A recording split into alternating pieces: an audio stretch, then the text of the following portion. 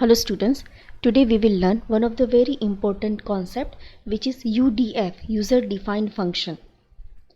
I will show you practically how to perform it in our TurboC. But before that I want to tell you meaning of UDF and types of UDF. This is going to be very important. I want you to pay your attention in this video. Alright students, before we understand user defined function, you must be knowing about the meaning of function. What is a function? So function is like a small program, right? See what I have written here.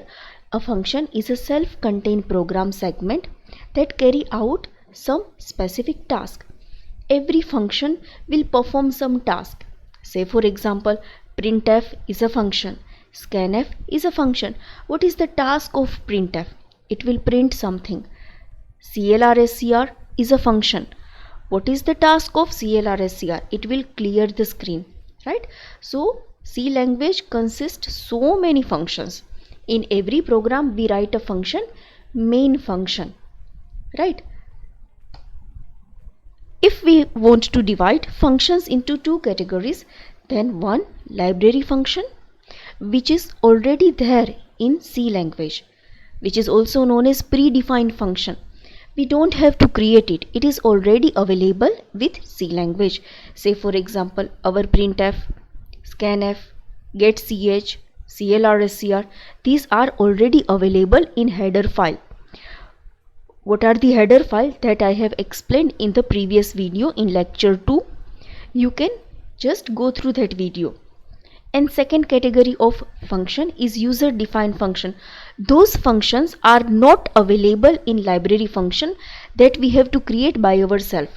Those functionalities not available in library function that we have to create, that is known as user defined function, our own function. Our own small segment of code is known as user defined function. Here some examples are given of library function. Library function means inbuilt function. These are the examples. Okay, our main is one of the user defined function. We are writing the code of main. Okay, so it belongs to user defined function. Definition of UDF is like this. The use of UDF is that it allows a large program to be broken down into a number of smaller. So when a program is very large, we can break it down into small pieces. Each piece of code, each piece of program is known as a function. We will call it user defined function. Every function will have some unique purpose, right? It will have some unique task. It will provide you some unique functionality. Syntax. How can we create UDF? The structure to create UDF. First of all, you have to write a data type. Data type can be any valid data type, integer, float, double, character. What is the meaning of data type? That I have explained in lecture number 2 in the previous video. You can check it out. So first, data type you have to write. Second, you have to write function name.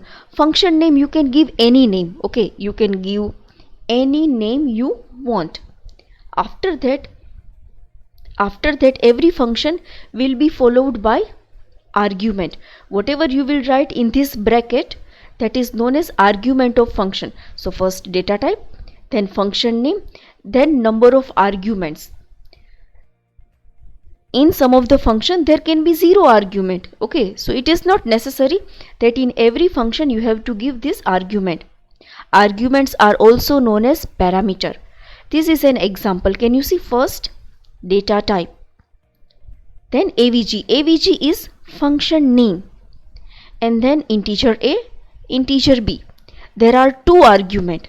So this function is having data type, return type float, and it is having 2 parameter. Now student, what is the meaning of argument? Argument means whenever we are using this function, we have to give 2 values to this function. Argument means we are giving something to the function. And return type means function is returning some value to us. When the execution of the function will be over, at that time function will return you some value that is known as return type, and these are the argument. Now there are three parts that I have already explained you: return data type, the function name, and the formal parameter. Parameter are also known as arguments. There are three steps. You have to remember these three steps in every code. I will show you how to do it practically as well. Step number 1, how to use and declare UDF. Okay, step number 1, declare a function. Before using or before calling a function, we have to declare it. Step number 1, declare it. Declaration we will always do out of the main. Step number 2, writing the function, providing code to the function, that is also known as writing body of the function. And step number 3, calling a function. We will call the function within the main method. We will provide body out of the main. We will declare the function out of the main. So first two steps we have to do out of the main, and third step we have to do within the main method. Okay, it can be explained like this. Can you see? Function 1, this is our function, right? Can you see? I have written function out of the main method. This is step number 2, writing code of the function. This function is almost blank because I just want to display you the structure. Now step number 3, what is that? Calling a function.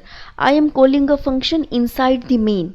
Okay, so like this we can call a function within main, and we can create a function out of the main. Students, now this is very important from exam point of view as well. Types of UDF. There are 4 types of UDF. No argument, no return value; no argument with return value; with argument, no return value; and with argument with return value. These 4 types are very important. But before we will start the practical of these 4 types, you must be aware with the meaning of argument and return value. What is argument? I told you just now. Whatever you write here, that is known as argument. Argument means some value that we are providing to the function. And what is return type? Return type means this, data type. What type of value function will provide us? Okay. So to learn these 4 types, you must know return type and arguments. In the next video, I will explain you how to perform these 4 types practically. You just go through those videos, and you must be aware with the meaning of the UDF as well. If you have any doubt, any question, any query, then you can ask me in the comment box. Thank you so much, students. Check out the coming video regarding the practical of all these 4 types. Thank you so much. See you in the next video.